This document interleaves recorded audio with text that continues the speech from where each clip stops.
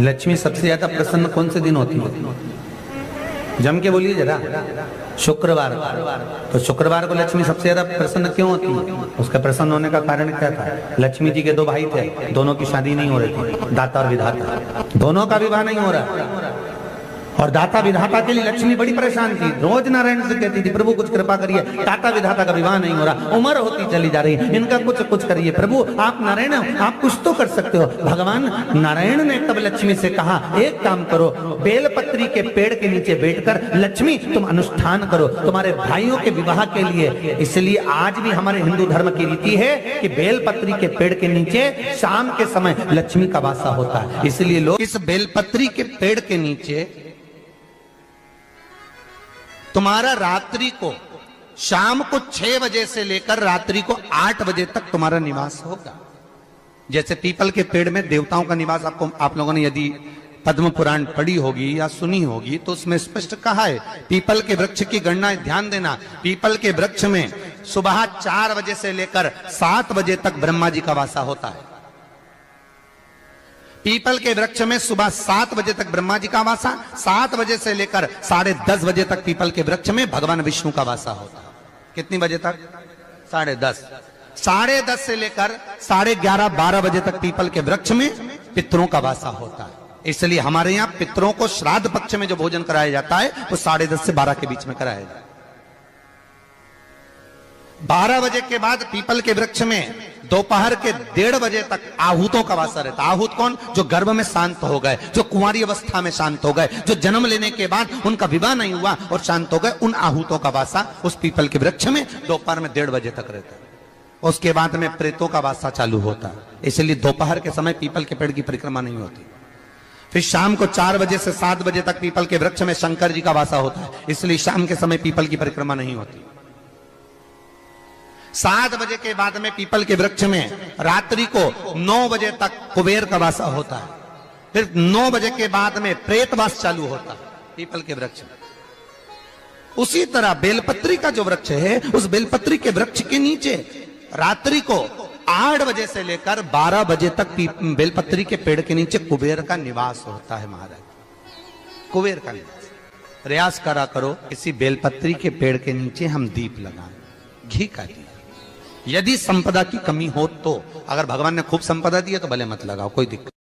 महामृत्युंजय मंत्र का यदि आप जाप करते हो और आपको मालूम पड़ गया कि शरीर में मुझे ये रोग हो गया है, मुझे शुगर हो गया है, मुझे बीपी हो गया है, मेरा ब्लड प्रेशर ऊंचा नीचा रह रहा है, कोई भयंकर रोग, मेरे रिश्तेदार को कोई कैंसर जैसा रोग हो गया, किसी को कोई थायराइड हो गया, किसी को कोई किडनी और लीवर में सूजन हो गई, किसी को कहीं किडनी और लीवर में तकलीफ हो गई, तो शिव महापुराण की कथा कहती है, नवग्रह शिव महापुराण की कथा कहती है कि बेलपत्री के वृक्ष के नीचे महामृत्युंजय मंत्र का जाप जो शुक्रवार की शुक्रवार घी का दिया लगा कर करता है, उसके रोग बाबा देवाधिदेव महादेव समाप्त करते चले जाते हैं। ये संजीवनी मंत्र शुक्रवार के दिन भगवान शंकर को शुक्र को दिया था, इसलिए उसकी प्रधानता है।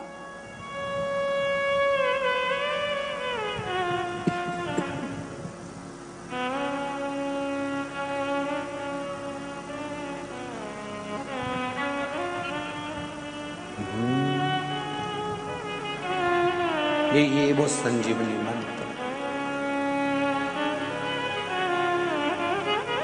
शुक्रवार के दिन बेलपत्री के वृक्ष के नीचे बैठकर घृत का दिया लगाकर शरीर में जो रोग है उसका स्मरण कर कर शंकर जी से विनय कर कर, हे भोलेनाथ आपने शुक्र देवता को संजीवनी मंत्र दिया है, तो क्या आप मेरे को वो मंत्र प्रदान नहीं करोगे? मेरे रोग, मेरी बीमारी, मेरे दुख को आप नहीं हरोगे? शिव से कहो ये शरीर आपने दिया है और भजन करने के लिए दिया है, स्मरण करने के लिए दिया है, कीर्तन करने के लिए दिया है, तो संभालोगे भी आप। और बेलपत्री की ओर मुख कर कर घी का दिया लगाकर महामृत्युंजय मंत्र का स्मरण कर लेने पर धीरे धीरे धीरे धीरे धीरे धीरे वो रोग समाप्ति की ओर आता चले जाता है। शंकर भगवान को तुलसी नहीं चढ़ती, केवल एक बैकुंठ चतुर्दशी के दिन चढ़ती है, वो भी रात्रि के समय पर 12 से 4 के बीच में। पर शंकर भगवान को तुलसी नहीं चढ़ती। पर पद्म पुराण कहती है कि शंकर भगवान के मंदिर के बाहर जो तुलसी का वृंद लगाया जाता है,